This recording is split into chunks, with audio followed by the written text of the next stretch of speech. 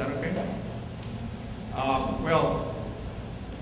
I really see as very difficult that people who are not trained in science can foresee something all the problems that are going to come. Essentially, although I'll modify this a little bit later, I do believe that there may be something profound here, but in just very practical terms, the way scientists work is you go by what nature is telling you all the time. And that may be the key, by the way. I'll come back to that. Okay, so there are some problems out there. I mean, when we start studying physics or science, we want to solve. Well, we like it. It's also interesting. And it's beautiful and all that. That may be part of what you're saying. Okay? But in practical terms, we want to be the next Einstein. We want to solve the unsolved problems of science. And those things are there. They're in a lab.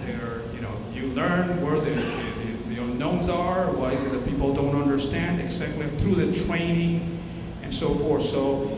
And that's coming from nature directly. It's not a priori coming in any clear fashion from some mystical, entity or some connectivity, et cetera. At least not in any clear fashion. All right. So that's the way we do science. So from that point of view, it is rather difficult to see that people who are not scientists or technically trained people can anticipate needs or results in science, right? On the other hand, and this might be what you were talking about, it's before we go into art, there's even, but it's very similar, I think, a question about why is it that what we do in science, in particular in physics, is so amazingly describable by mathematics? That's another way of relating to that, okay? Mathematics is a very pure discipline at this point. Is there any mathematicians here, pure mathematicians? Okay, these guys are trying to do very abstract things, and they have their own lingo and their own methodology, and very abstract. And in mathematics, people were doing that. People were actually studying, differential geometry before Einstein put it into physics. And so, in fact, Einstein went and borrowed all of this differential geometry to describe his ideas in gravity.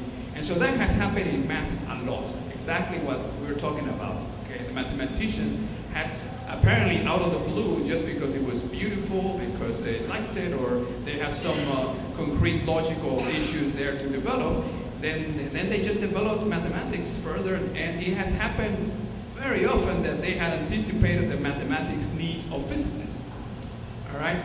And so people have thought about it. Wigner wrote an article, I think it was Wigner, about the unreasonable effectiveness of mathematics for physicists. Why is it like that? Okay? And so you could relate to them. You could, instead of mathematics, you could say, well, art. Can art foresee science, or maybe why would it? And I think that in the case of mathematics, and I think this may relate to the general intellectual, the world of intellect and consciousness and all that, is in the case of mathematics, and this is my personal opinion, we do the mathematics that our brains allows us to do. We humans. I mean, I don't know if my mathematics colleague will, although we can develop things at higher levels that could be used or understood by even non-humans and so forth. That's good. But we develop the mathematics through our brains, and our brains are physical entities, and we are connected to nature. So, in some deep sense, the origin of geometry is a good example.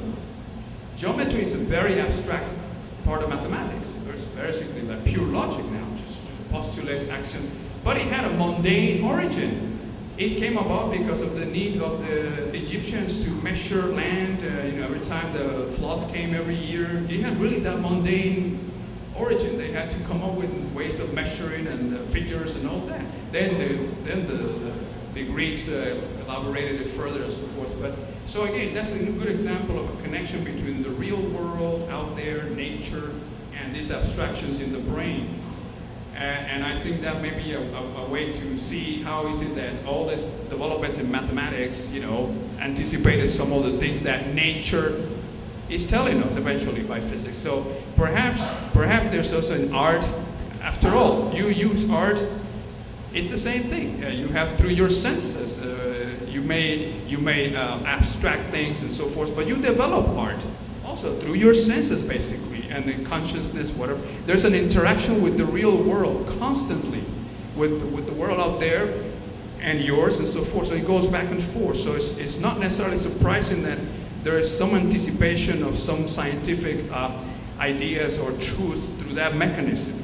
You can call it consciousness or something, but so I'm not necessarily surprised. But in terms of the way a scientist practices science, you usually are not guided by art or by any other considerations. There is maybe a connection, and there's beautiful examples and all that, but it's very difficult to imagine that art as a whole generally will predict what's going to happen in science. Anyway. Okay. Can you hear me? Now it's on? Okay. Actually, I'm a theoretical physicist, but I tell people that's just a fancy word, fancy name for mathematician. But my question goes to the lens of consciousness that the artist views through that you were talking about. I was surprised to see Jackson Pollock up there and discussed, and that was kind of interesting. And I'm aware that Cy Twombly was highly influenced by Jackson Pollock. And I hope you know who he is, because he's got a whole exhibit over there across from the Menil. They develop a whole building to him. What I'd like to know is, what lens of consciousness is Cy Twombly looking through? What universe is he tapping into, in your opinion? Great. He's looking at it through his own universe, and it doesn't matter what that is. Well, that's true.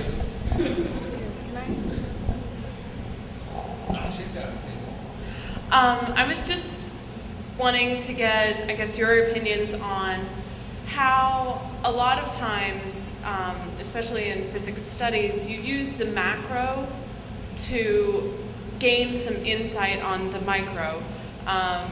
What I'm more, I guess, familiar with is in nonlinear dynamics using the study of grains, granular